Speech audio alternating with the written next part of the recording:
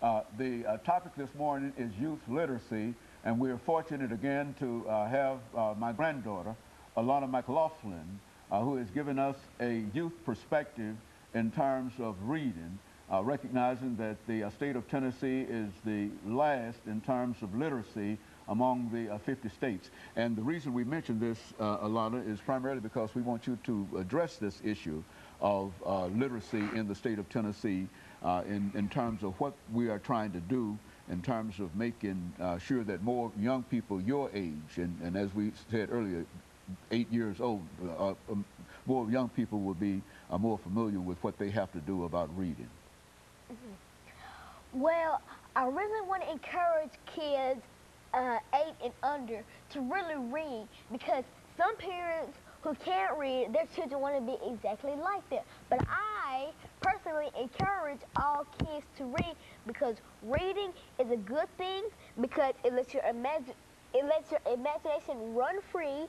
It gives you information that you may have not known, such as, what if you wanted to learn the names of some states? Maybe you can read a book about the states of all 50, and maybe you can find the names of those states.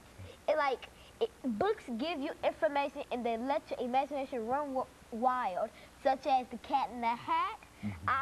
Personally, I love green eggs and ham. I mean, not the food, but the book. I'm not a green eggs and ham eater. Go on, Alana, go on. Well, this is one of the books that I'm reading right now. It's called Mystery Owl by Judith St. George. It's mainly about 12-year-old Kimball, who isn't looking forward to leaving New York City for a summer on Shag Island in Maine. The island and the mansion that sits on it have been in Kimball's family for generations, but now Kim's great-grandfather intends to sell both the island and the house. Kim and her mother busy themselves with preparations, but when Mom is called away on business, Kim and great-grandpa find themselves alone on the island. Strange music, bright flashing lights, and an exotic parrot convince great-grandpa that he is losing his right mind, like his father before him. But Kim knows what she saw, and as she digs into the mystery, soon she realizes they are in grave danger. It's up to Kimball Lauder to discover what or who is haunting Shag Island. Very good. And so Lana, I think you've demonstrated to the audience this morning that there's some truth in the fact that while you might be in the while you might be in the third grade, that you are in reality reading on perhaps the 5th grade level.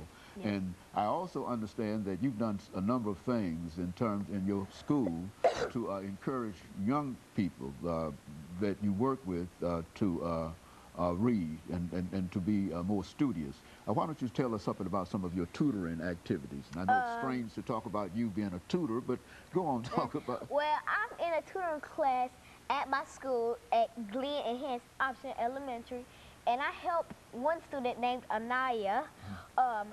She is the daughter of Mrs. Natasha Massey, and sometimes I help her with her homework or help her complete a page of work.